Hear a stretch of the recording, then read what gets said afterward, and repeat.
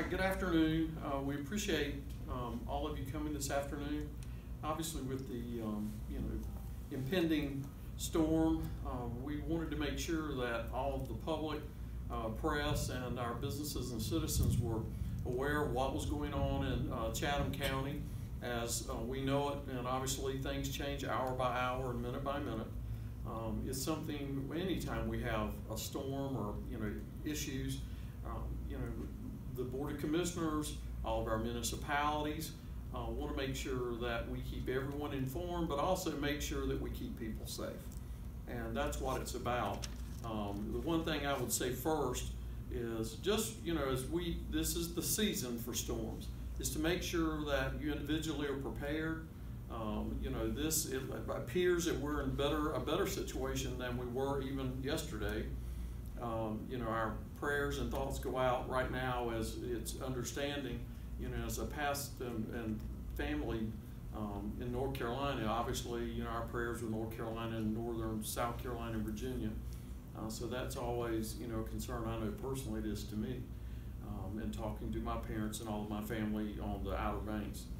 Obviously, to families and property here in Chatham County, we have not only Chatham County, all of our municipalities, the Chatham County Emergency Management Agency, and I'll turn it over to Dennis Jones in just a moment.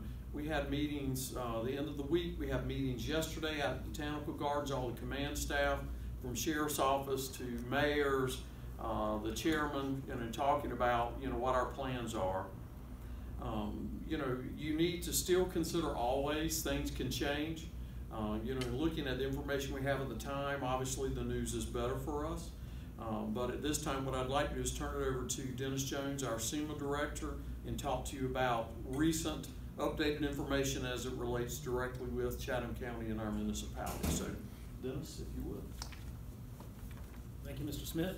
I want to give you kind of a brief overview of what we've done, where we are, and where we're going as far as Chatham County goes.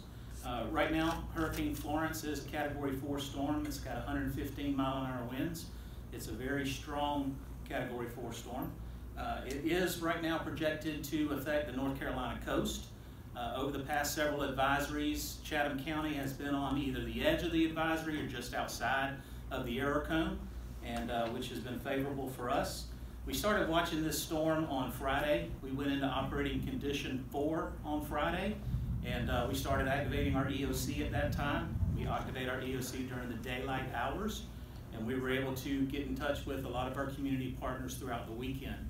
Some of the other activities we did throughout the weekend, we kept monitoring with the National Weather Service and also with the National Hurricane Center.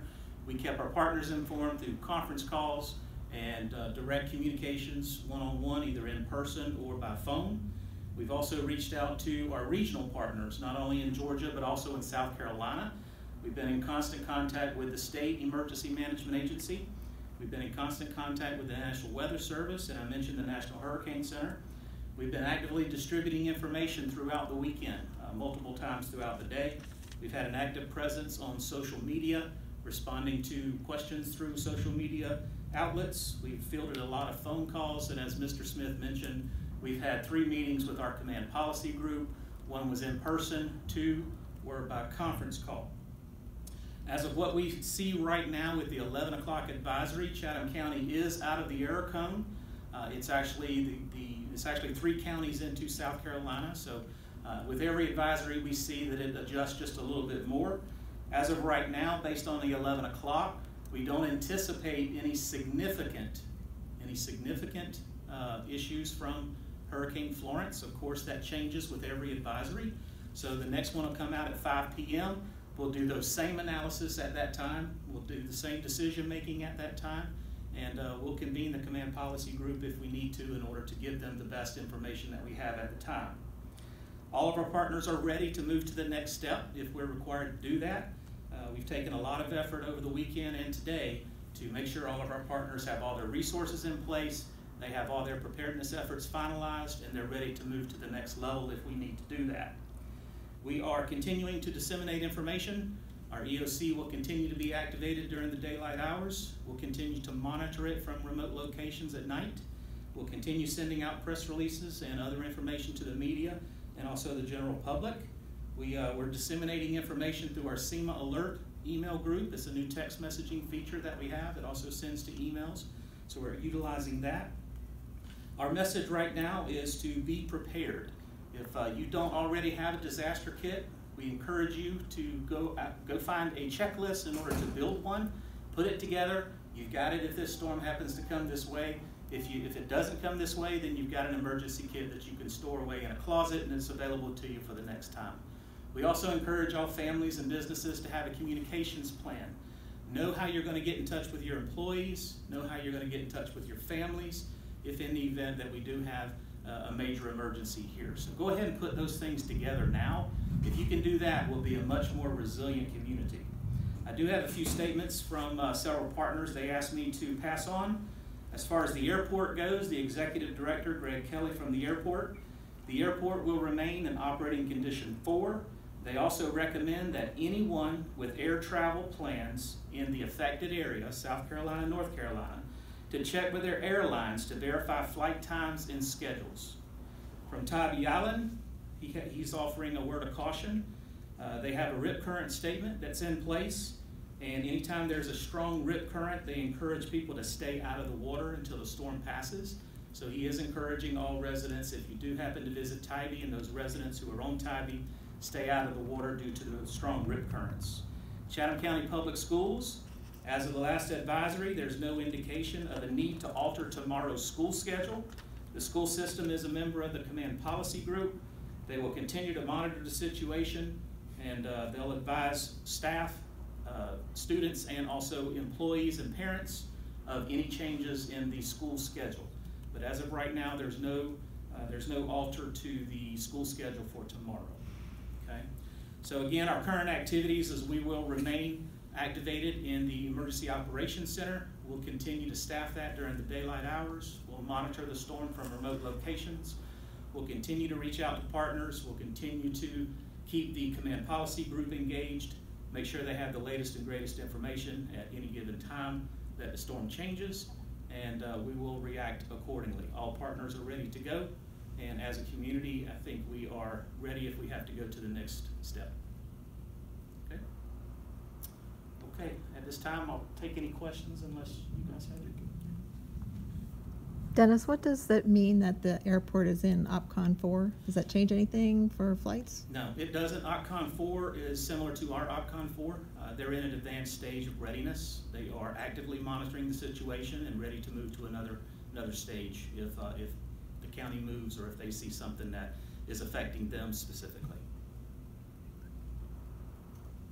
I have a county question too. Is the county doing anything to get the storm water system ready, digging out ditches or anything? Not really this time. I mean, it's something that we obviously monitor, you know, like floodgates, you know, they'll be checking those on some of the larger canals to make sure they're in operation, but that's something we normally do pre-season anyway. But, you know, when you get to this point, you know, we would, if we've had any complaints or something, we'll go take a look at those critical areas, you know, but really nothing other than the large canals right now.